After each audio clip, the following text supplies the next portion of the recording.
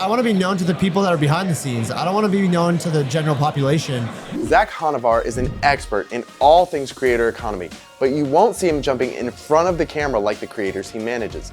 Instead, he uses his entrepreneurial know-how to found creator-focused businesses and, as he puts it, help creators build their empires. In this conversation, we dig deep into strategies used by a top creator and entrepreneur who prefers to stay behind the scenes and make things happen.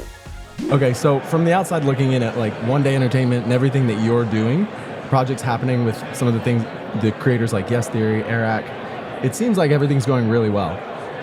Has it always been that way? No, it's not easy and fluid, and it's never been easy and fluid. Things that seem easy and fluid often aren't in reality. It's just that the perception of those things is very limited. It's like what Instagram does to people's lives, right? Like you see the highlight and you're like, whoa, that's person's living such a dope life, but you don't see when they are crying at night, or they're lonely in the morning, or they're having a fight with their partner. And similarly, in all of these creator channels or in any business really, you see the announcement that's on Forbes or Business Insider about the cool thing that they did, or you see the shiny like highlight, but you don't see the conflict or the challenges or the meetings that have to go over these minute details, or all of the interpersonal dynamics that have to be healthy and nurtured over time in order for something to thrive. And so I would say it's never easy. And from my experience, when I've had the ability to have an insight into bigger businesses and even bigger celebrities, I've often noticed that the bigger the celebrity and the more that the thing looks perfect, the more chaotic it looks underneath. And so that is actually calming. Like that I think should be comforting to people, because it means like you don't have to have it figured out. It shouldn't feel easy. It's supposed to be challenging, it's supposed to be difficult, and that's like the whole point. Yeah, that's great. So can you walk me through a little bit of your background? Like how did you go from Shopify sales rep to where you are today? The job at Shopify and doing sales was an outward facing job. So I was interacting with third-party merchants and brands as a part of my job. So that came with traveling and meeting new people and, you know, rubbing shoulders with different people in the industry. And a mutual friend of mine connected me with the Yes Theory team because they were just like making content and they thought that we would get along and we were the same age, and coincidentally they needed help with merch, and I worked at Shopify and was really good at setting up a Shopify store. And so kind of serendipity took that, and I really just started helping them as a friend because I would stay on their couch when I was in LA, and one thing led to another, and that was kind of the opportunity for me. And once I started helping them on merch, they were like, hey, you should also like come help us with management. And I was like, okay, this sounds like the natural jump. And so I kind of just like took one step in front of the other and then decided to make that leap of faith at one point. What was it about working with creators that was attractive to you? Because some people will look at Shopify and at like what you were doing there and think like, that's a cool gig. That's a great gig. Yeah. So what was it about creators that you were like, yeah, that's where I want to go work? Yeah, that was like Shopify 2017 too. So it was like still like early-ish. Honestly, it wasn't even about creators. I wish I could say that like I had this insight into like what creators were going to become, and I didn't. I didn't know if I even really believed in creators at the time. I just really believed in my friends that were the Yes Theory guys. Really? I thought the philosophy of Yes Theory is phenomenal. I still do, obviously. But that was what really propelled me. So honestly, I got lucky that the creator economy ended up being this thing that was like new and innovative and grew. But I joined it, I took that leap of faith because I really thought that the philosophy of seeking discomfort and putting yourself out of your comfort zone was a philosophy that should be a household name. Like that is something that should exist in every child and adult's mind, of putting themselves out of their comfort zone. And so I was like, okay, I think I can help spread that to the masses. And so that's what inspired me to take the leap of faith, because it was what spoke to my core. Yeah. And then I just got lucky that they happened to be doing YouTube, and that YouTube ended up being a thing that was like on the upward trajectory. I think there was also an element of like, it was a new and innovative space, and I liked that it was the Wild Wild West, because that allowed me to be scrappy and resourceful and entrepreneurial, which was always my skill set. Do you think that that's what attracted you? That's what attracts you to different opportunities, is maybe not that you see that there's a massive market, but that you believe in the message or the brand? Yeah, I definitely have a higher moral compass than I think some entrepreneurs do. Not that that's right or wrong. It's just I know who I am. That's my self-awareness. There are some times where I make a decision that's a little bit more like, okay, I'm going to put away my moral compass in these places, or like I call it more like what's fulfilling me, and like what am I doing for some of the more financial goals that I have, right? Because I'm also like not just like trying to have a 501c3 charity Right. and do everything that's driven by moral compass. So I have a balance that I rationalize in my mind. And so, but I do know that like I wouldn't be okay working with a channel that I don't think is leaving a positive impact on the world. And I'm not okay 100% indexing in one direction, but at the same time, I'm not willing to go the other direction either and just run a nonprofit. So how do you approach and evaluate monetization opportunities with the creators that you work with or the investments that you want to make? Is it a business model that makes sense, right? I'm trying to think like people will come into like cold email me, like here's an opportunity for one of your creators for you. And I'm like, okay, does that business model make sense? Do I think that space is a good one? And then for us, does it make sense with what we have on our plate? Basically, like, is it a hell yeah? And if it's a hell yeah, it's checking a lot of boxes. Yeah. So I actually don't know if I have a good answer on like, I have some sort of checklist. It's like, do I think that this isn't a space that's innovative and new, right? Like, do I think this is a partner that knows what they're talking about and has experience? Or are they good people? Like, do I want to talk to them every day? You know, like when picking a partner for even just something basic that's not innovative, like syndicating content, the main thing that you really want to pick a partner for is like, you're going to have to talk to that partner all the time. Even like with Uscreen, right? Like there's a couple of platforms that can do video hosting and creating that platform, but like, I love freaking talking to the Uscreen team. So like the tech is also differentiated in certain aspects, but also just having a team that you know is moving in the right direction, that's fun to work with, that you can get on the phone and they care. That's like a differentiated thing that like you can't really put into metrics, but it's like that's the gut feeling. It's like I talk to the team and I'm like, oh, these are good people. Like I want to build with these people, and I think that's how maybe the moral compass thing is like I'm driven by that fulfillment and like the fulfillment that the social relationships around me give me. Yeah. So as someone who's in the thick of the creator economy, why do you think it is that memberships don't have as much attraction right now? Like we're at Vid Summit. Yeah. You look at the entire lineup of speakers, 2 days of speakers. Yeah. Virtually none of them have an active membership that they're leveraging for off-platform monetization. Why do you think that is? It's because creators don't want additional content to make because making content takes a lot of time, and it's because paywalled content doesn't attract new viewers, and everything is about attracting new viewers and growth.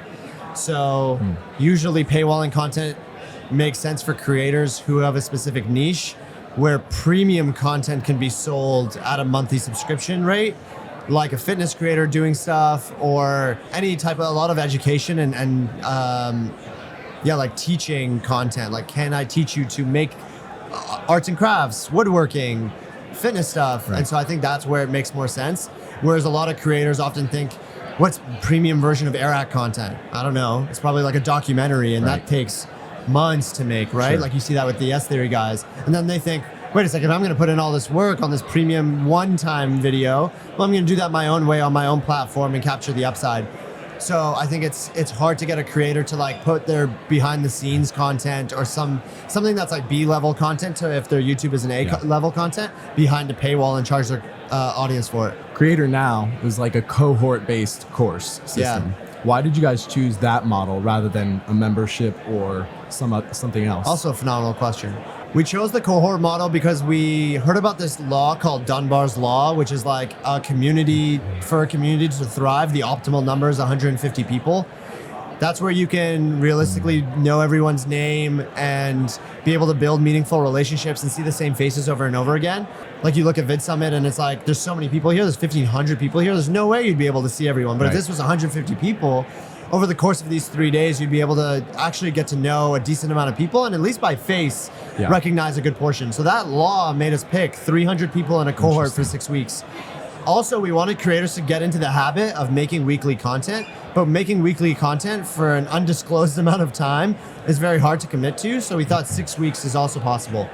Now, interesting time to bring in this knowledge is we are moving to a membership model, because from a business perspective, in order to now that we've tried to figure out what the pros and cons of such are, we're like, okay, can we build Dunbar's Law into a tech facilitated intimate environment and team structure, whereas our platform can actually service a larger group of creators, so we don't have to limit it to 300 every single time.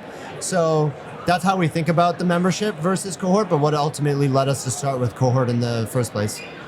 It's really interesting. I've never heard of Dunbar's Law. Where did that come up as a part of conversation initially? Was that like in the research stages of Creator Now? Yeah, in the Or was it research like- stages. Okay. Yeah, it was like we were like studying like how communities are formed and how online education can work with the linchpin being community. Yeah. And then we were like, okay, well, we really got to know what optimal communities are. Like, we got to be world-class thought leaders in community structure. And so in that research phase, we found this thing called Dunbar's Law. And we were like, oh, or Dunbar's number. And we were like, oh yeah, this is interesting. Like, why don't we pick 300 as our cohort size? Because if we can expect a 50% solid engagement rate, that's 150. Yeah. I think it's very interesting in terms of memberships. Like, what I see is that for the last 10 to 15 years, online courses have been like the go-to thing. But in the last 4 years, just of being at Vid Summit, 4 years ago, people would come up to the Uscreen booth and be like, what do you do? We'd explain, we'd help people sell content online. They'd be like, I don't get it. That would be kind of the initial response. Last year, people would say the same thing. I'm sure we've refined our pitch, but we'd say similar things. And it was like, oh, that's cool. Can you kind of tell me more? So it was halfway there. This year, people are like, got it. It just clicks.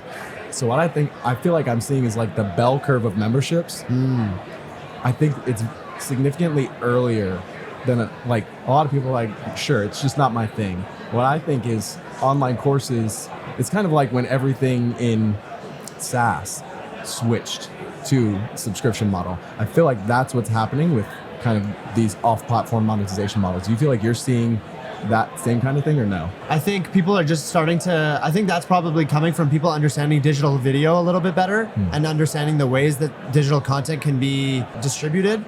And so I think it's actually more like the market is being educated. Right.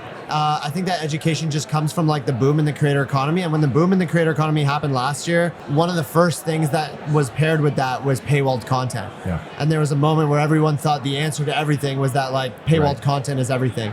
And I think that was kind of like the early buzz around it. But I think, again, for the reasons I mentioned earlier, it was kind of like the things that would deter someone from getting into that. But I do think online courses are, again, like anything that's teaching someone something, they're willing to pay for premium content, because free content on YouTube is really hard to scrape through and find credible things when free content is like, it's an abundance of free content on YouTube that can teach you pretty much anything.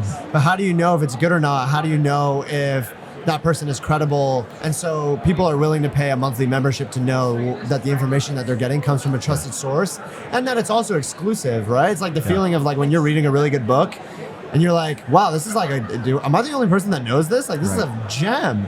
And then you're like, no, it's a New York Times bestseller. Like 1 million people have read this book, at least bought it. And so, yeah, I think it's kind of like that. Something I've always found interesting is that I've heard for many years, because before I worked here, I worked at another kind of content business. We sold courses and kind of a membership as well, but it was people will come for your content, but the reason they stick around is for community. Like that's the sticky part, because that's a business pitch. Content is a dime a dozen. Yeah. Like you're not really going to be unique. Correct. But your presentation can be unique. Your approach can be kind of unique. Correct. But the reason people stick around is because there are other like-minded people doing the same thing. 100%. I mean, yeah, that's our literal business philosophy. Yeah. In Creator Now is you can be attracted to Creator Now because you like Eric teaching you a workshop or Ryan Trahan teaching you a workshop. But what you find when you join is like, oh, the real value you get is not from Eric or Ryan, or the main thing you get is from the creators that are around you in your peer group, from the creators that are 1,000 subscribers more than you or 100 subscribers more than you. And you're like, oh, whoa, that person's dealing with a problem much more similar to mine than the problems Eric is talking about. I think a lot of that content actually ends up becoming motivation and just insight rather than it is like actionable advice. Yeah. So what do you think are the most underrated opportunities for creators to leverage right now? Making UGC content for brands, super under leveraged right now. Yeah. For people who don't know what that is, what is UGC? User-generated content, and that would basically be You see it a lot in TikTok ads. You see it a lot in TikTok ads. It would basically be like creators reaching out to their favorite brands, making TikToks for their favorite brands, sending those TikToks to their favorite brands and saying like, hey, do you want to pay me to make 10 to 20 of these a month? Yeah. And I can be like one of the faces of your TikTok channel if you like these videos. I think that's super under leveraged, and every brand is realizing that their own content distribution strategy is no longer a can have, it's a must have. And so I think creators can help be micro production companies that help with short form content creation. I love that. If you were a creator right now, building your brand, what would you be, like? What path would you take to building your audience and then making the most of monetization opportunities? I would make a video every single day for 365 days. Really? Yeah, Why? I think so. Daily vlogging? Daily short form vlogging. I think if I had to do it, because I think I could get my personality to shine. I think my life is interesting enough that people would want to watch it. So I would just I would basically, I guess, like, to maybe make it applicable to people, right? Is figure out what is uniquely interesting about your life and what format will show the strengths that you have. So for me, I think like my personality can stick out, and I live in a life that people want insight and access to. So I could very lightly commit to, if I build this habit of doing something every day, that also gets people to want to follow along to see how my life is going and what every day looks like, and have that level of access and insight that is maybe people have like a black box to right now. And for me, that means the production quality can be a lot lower, because it's just daily short form vlogging. And that allows me to not have as much time commitment needed to it. And so thinking about all the things that need to be true in order for it to work for me personally, and then back into the format and the approach from there. Also, I think the quantity game will allow me to figure out things that work and don't work over the course of 365 days. And the model of I'm going to make a video every day for 365 days is just very caveman brain, easy to understand. So people will want to subscribe when it's like day 4 of making a video for every 365 days. Here's what I did today. People will want to be like, oh, I want to follow along, see what happens when he hits day 200. And hopefully that builds stickiness to attract new viewers. So what stops you from doing something like that? Just time? Mostly just time. I think time, and just even the own desire for myself to have a larger brand. There are people who want to get involved in this world or start out as a creator and then realize it's not for them.